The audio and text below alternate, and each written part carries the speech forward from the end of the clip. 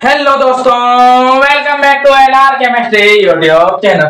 तो दोस्तों, जैसे कि आप जानते हैं कि मैंने ऑलरेडी आपके लिए इलेक्ट्रोकेमिस्ट्री के 2 वीडियो अपलोड कर चुका हूं। आज जो है तीसरा टॉपिक जो है आपके यहाँ से सेल स्टार्ट हो जाते हैं। यहाँ से आज से आपके सेल स्टार्ट होंगे, जिसमें कि आपको गैल्वेनिक सेल पढ़ना है। गैल्वेनिक सेल के बाद आपको मानक हाइड्रोजन इलेक्ट्रोड पढ़ना है। उसके बाद आपको इसी पर आधारित एक सीसा संचायक सेल पढ़ना है।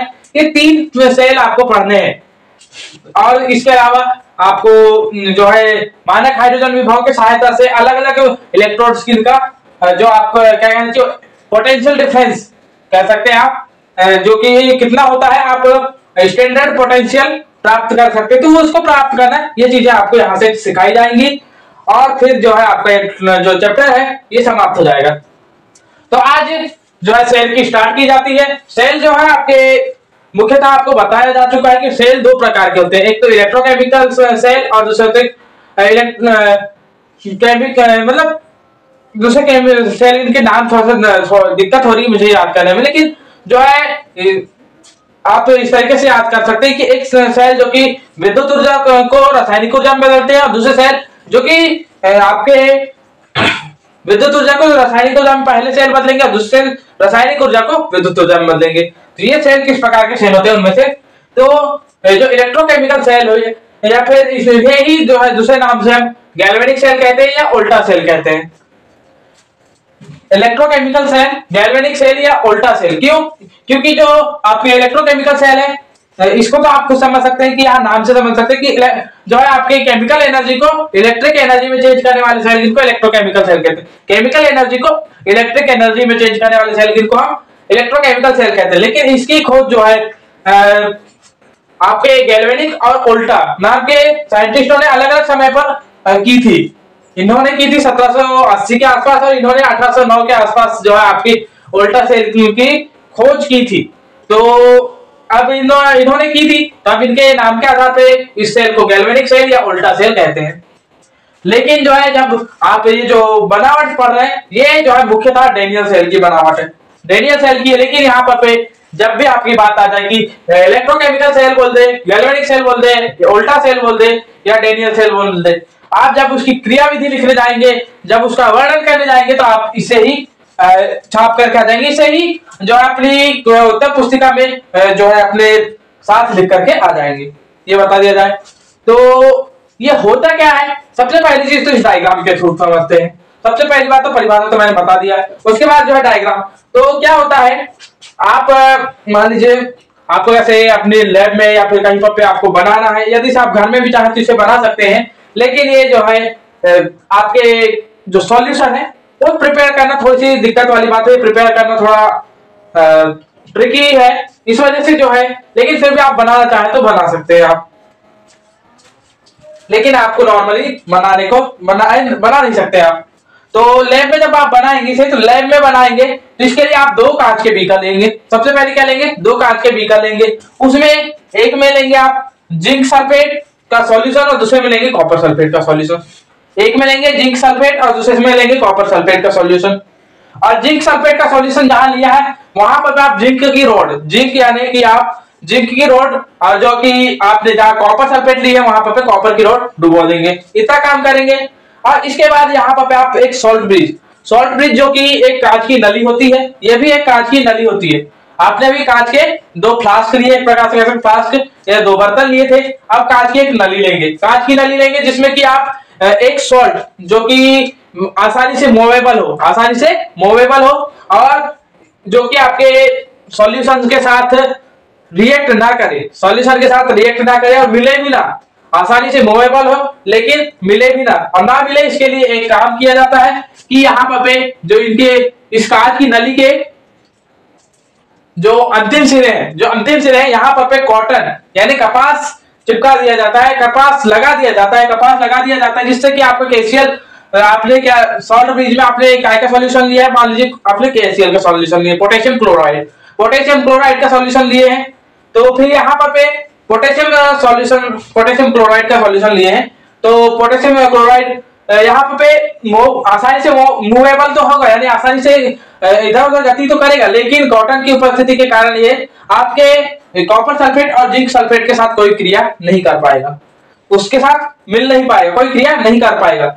अब क्या होगा, इसके बाद आप जैसे ही इसे किसी बैटरी के सिरों से जो कि आपके वायर की सहायता से जिंक रॉड और कॉपर रॉड को अगर से आप जोड़ते हैं, जहां पे जिंक जो है एनोड का कार्य करेगा और कैथोड क्या काम करेगा,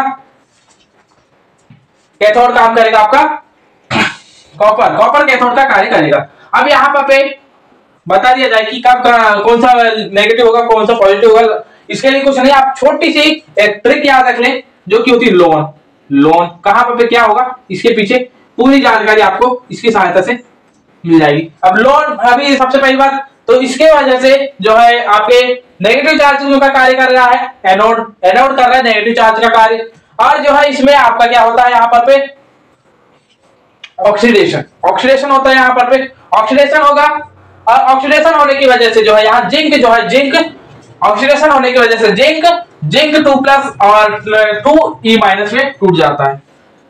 यानी जिंक जो सॉलिड जिंक है वो जिंक आयन और जो जिंक आयन एक्वस और जो है आपके 2 इलेक्ट्रॉन में टूट जाता है। जो ये 2 इलेक्ट्रॉन आए हैं, ये 2 इलेक्ट्रॉन जो है इस वायर के सहारे आपके जो वायर जिन्हें आपने जोड़ा है अपने परिपथ से, तो उस वायर के थ्रू आपके कॉपर की ओर गमन करने लग जाते हैं। इलेक्ट्रॉन आपको मैंने इलेक्ट्रॉन की जो गति है उसकी मोमेंट उसे मैंने जो है तीर के निशान एरो के निशान के जरिए आपको दर्शा दिया है, एरो के निशान के सहारे दर्शाया है। तो यहाँ पर आप देख सकते हैं तो इलेक्ट्रॉन जो है इन वायर्स के थ्रू आपके कॉपर रॉड के साथ जाएगा, और इस कॉपर रॉड में आने के बाद क्या होता है कि ये आपके नेगेटिव, अभी यहाँ पर अब आपको जो है यहाँ पर नेगेटिव क्यों है, तो भाई यहाँ से इलेक्ट्रॉन निकल रहे हैं। अब इलेक्ट्रॉन निकल रहे हैं तो आप कहेंगे कि यहाँ पर होना तो चाहिए था पॉजिटिव, क्योंकि आप खुद जानते हैं जो इलेक्ट्रॉन का दान करता है वो पॉजिटिव होता है, जो इलेक्ट्रॉन का दान करता है वो पॉजिटिव होता है। लेकिन यहाँ वैसा ना होकर के यहाँ पर क्या होता है, यहाँ से इलेक्ट्रॉन निकल रहा है तो यहाँ पर ये जो है नेगेटिव चार्ज के थ्रू जुड़ा होता है।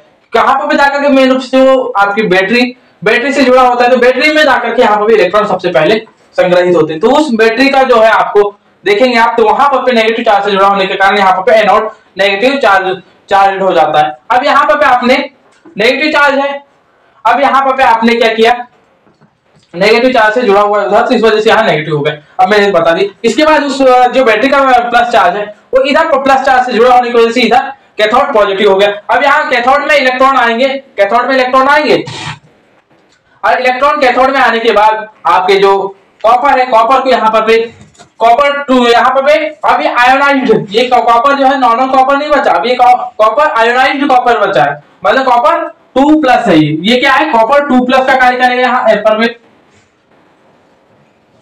कॉपर 2+ का कार्य करेगा। लेकिन जैसे ये इलेक्ट्रॉन आए तो ये इलेक्ट्रॉन से रिएक्ट करके आपको कॉपर प्लस का यानी कॉपर का जो है सॉलिड दे देगा, जो कि यहाँ पे अब आप बोलेंगे कि सर जी यहाँ पे आपने जो बताया कॉपर सल्फेट जिंक सल्फेट इनका क्या कार्य है, तो आइए थोड़ा सा जानते हैं। लेकिन अब यहाँ पे आपको जो मैंने बताया सेम ऐसी ही थ्योरी लगेगी, लेकिन अभी आइए यहाँ पर कोई चीज बच गई है, बहुत ही माइनर सी चीज होती है वो बच गई है। तो आइए कैसे, तो होना तो ये चीज चाहिए थी, लेकिन अभी आपने जितना बताया मैंने वैसी चीजें होनी चाहिए थी। लेकिन होता क्या है कि यहाँ से जो यहाँ पर जो आपके स्टार्टिंग में जो जिंक सल्फेट है, जिंक 2+ और SO2- में टूटा हुआ रहेगा, ये बात तो मानेंगे आप।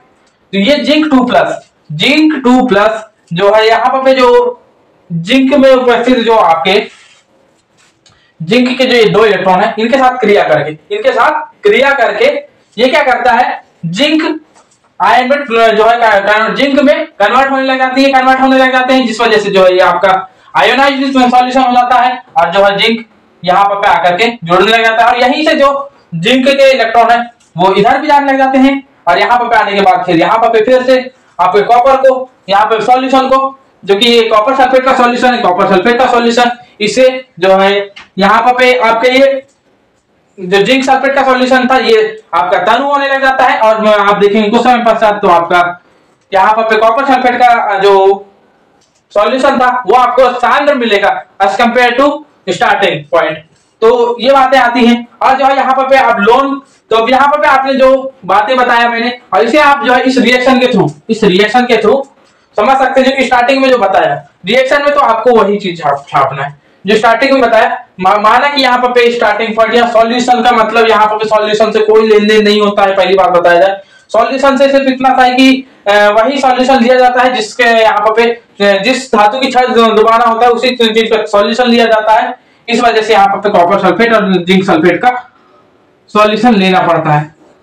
अब वो उनके सांद्र होने से, उनके तनु होने से यहाँ पे कोई उनके यानी कंसंट्रेशन चेंज होने पर भी यहाँ पे उसका चेंज ध्यान नहीं दिया जाता और उसके चेंज को नेग्लिजिबल माना जाता है।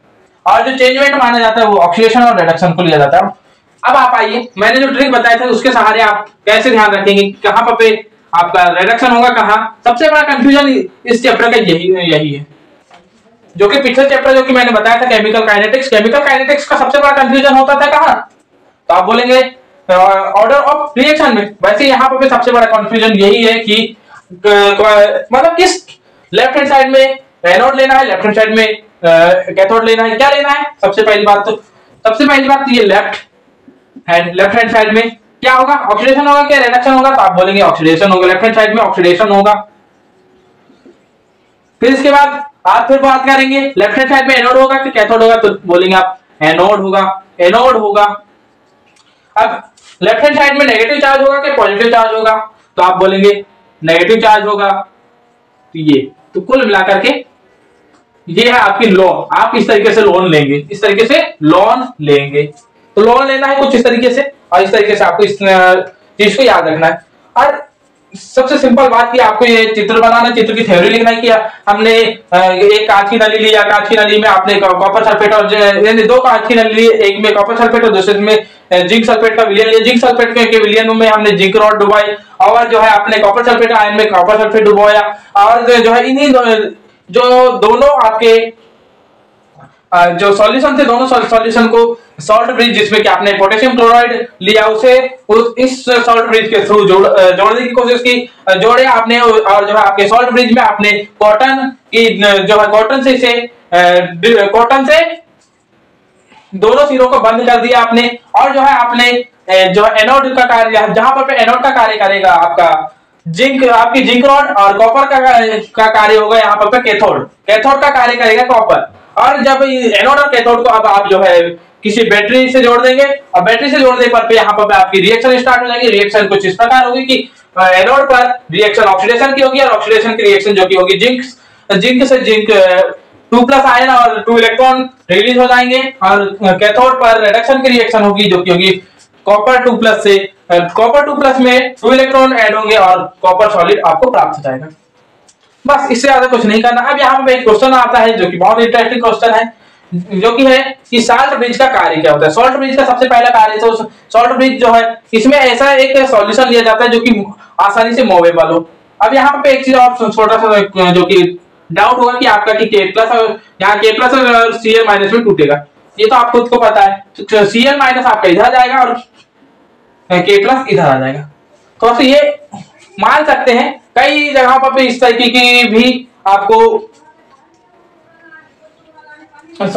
कुछ बुकों में जो है आपके जो Cl- है वो इधर आता है और K+ इधर जाता है, क्योंकि आप खुद देख रहे पॉजिटिव चार्ज इधर है, उधर जो है आपका क्या जाएगा, पॉजिटिव चार्ज इधर है वहां उधर पोटेशियम जाएगा, और नेगेटिव चार्ज की ओर आपका क्लोराइड जाएगा। इस तरीके से आप ले सकते हैं, लेकिन नॉर्मली आपको बता दिया जाए कि ये सॉल्यूशन में इस तरीके से भी जो है आपका पोटेशियम क्लोराइड इस तरीके से भी नहीं टूटता कि ये आपस में एक दूसरे की ओर मूवेबल हो, लेकिन कभी कभी बताया जाता है। अब ये बात तो रही, तो सबसे पहली बात तो ये इनमें कॉटन के जो मिलाए जाते हैं उसकी वजह से ये जो सॉल्यूशन से मिल नहीं पाते। पहली बात तो ये इनका सिर्फ कार्य इतना था कि ये आपके रिएक्शन को बैलेंस करने का कार्य करेंगे, रिएक्शन बैलेंसिंग का कार्य करेंगे। ये एक प्रकार से रिएक्शन की बैलेंसिंग का कार्य करेंगे, मतलब कि यहाँ पर कुछ ना कुछ यहाँ उत्प्रेरक का कार्य करेंगे यहाँ पर जिससे कि ये सेल परिपक्व पूर्ण हो जाए, बस यही इसका कार्य है। अब इसके अलावा जो कि नेक्स्ट आपका टॉपिक आता है यहाँ पर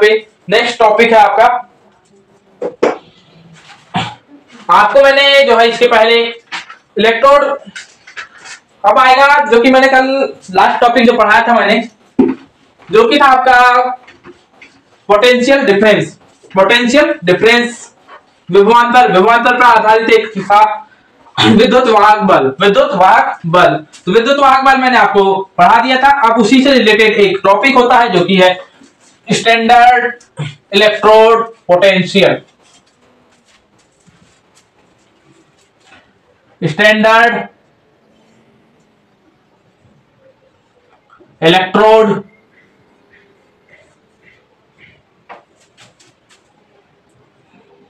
पोटेंशियल, SEP। इसे इस तरीके से ध्यान रख सकते हैं, SEP। तो ये है अगला टॉपिक आपका, तो SEP। तो ये होता क्या है कि आपने जो कि विद्युत वाहक बल में पढ़ा, तो यहां पर जो है विद्युत वाहक बल से थोड़ा सा रिलेटेड है, लेकिन यहाँ पर इस तरीके से रिलेटेड है क्योंकि यहाँ पर आप क्या निकालना चाह रहे हैं, पोटेंशियल डिफरेंस। और यहाँ पर क्या निकालेंगे आप, निकालेंगे पोटेंशियल डिफरेंस। पोटेंशियल डिफरेंस ये निकालते हैं आप, तो जी हाँ आप बोलेंगे हाँ सर जी हम यही निकालते हैं। तो पोटेंशियल डिफरेंस होता क्या है, ये सारी चीजें तो आपको पता ही है, लेकिन इसे किस प्रकार यहाँ पर निकाला जाता है। तो क्या होता है, आप जो है किसी स्पेशल जो कि आपका जो किसी एक स्पेशल आपका इलेक्ट्रोड लेंगे, जो कि आगे चल करके आपको जो कि जस्ट इसके ठीक बाद में जो है स्टैंडर्ड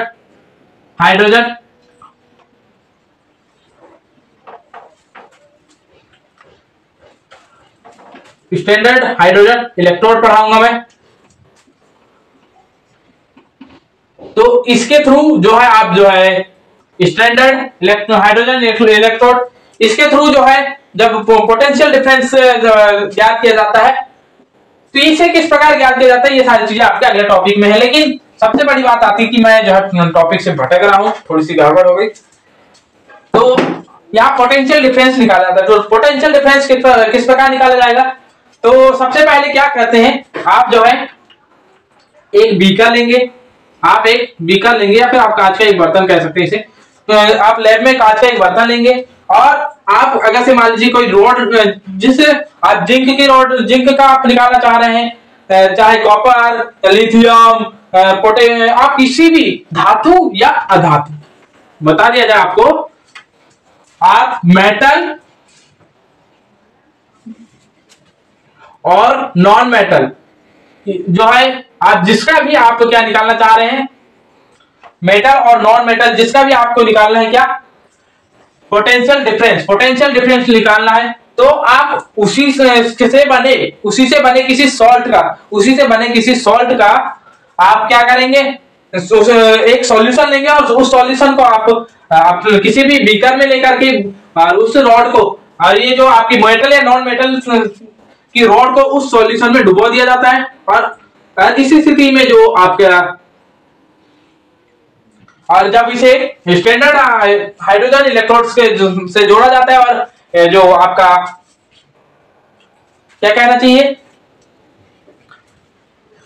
पोटेंशियल डिफरेंस निकाला जाता है, तो यही पोटेंशियल डिफरेंस आपका स्टैंडर्ड इलेक्ट्रोड पोटेंशियल कहलाता है। यही पोटेंशियल डिफरेंस आपका स्टैंडर्ड इलेक्ट्रोड पोटेंशियल कहलाता है।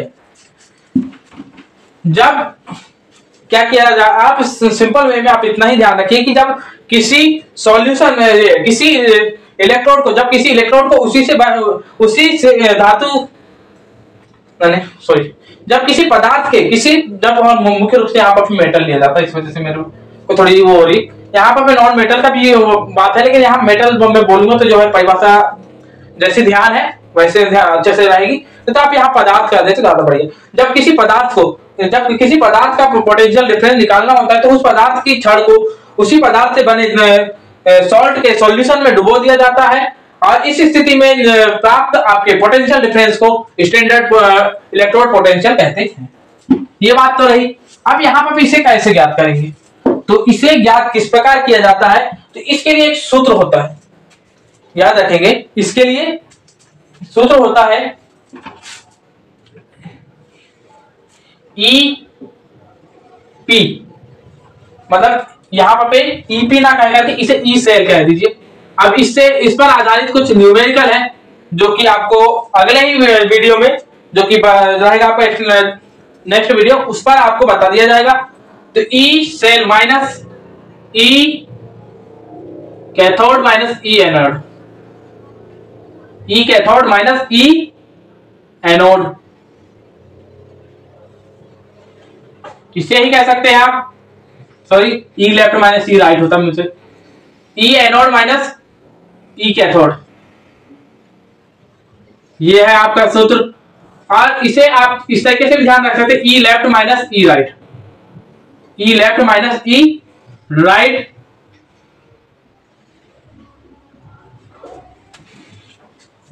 ये रही। तो ये बात रहा, इस सूत्र के सहारे आपको और किस तरीके से निकाला जाता है इसे अब मैं नेक्स्ट वीडियो में बताऊंगा। तो ये सूत्र है। और इसके अलावा जो है अब हम आते हैं, बात करते हैं आपके स्टैंडर्ड हाइड्रोजन इलेक्ट्रोड पर। किस पर? स्टैंडर्ड हाइड्रोजन इलेक्ट्रोड पर।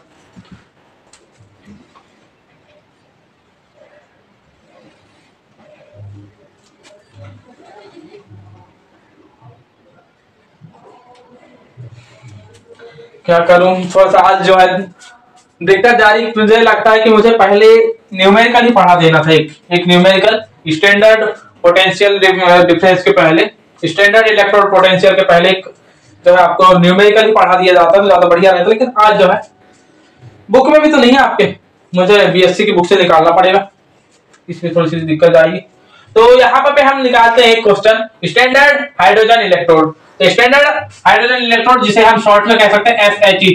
तो आपको जो है मानक हाइड्रोजन इलेक्ट्रोड हिंदी में आ जाए, इंग्लिश में स्टैंडर्ड इलेक्ट्रोड हाइड्रोजन इलेक्ट्रोड आ जाए, या फिर SHE आ जाए, तो आप जो है इस क्वेश्चन को ही हल करेंगे। तो इसके लिए क्या करते हैं आप, सबसे पहले एक बीकर लेते हैं, आप बीकर लेंगे, बीकर में आप जो है HCl का एक विलयन लेंगे, HCl विलयन लेंगे,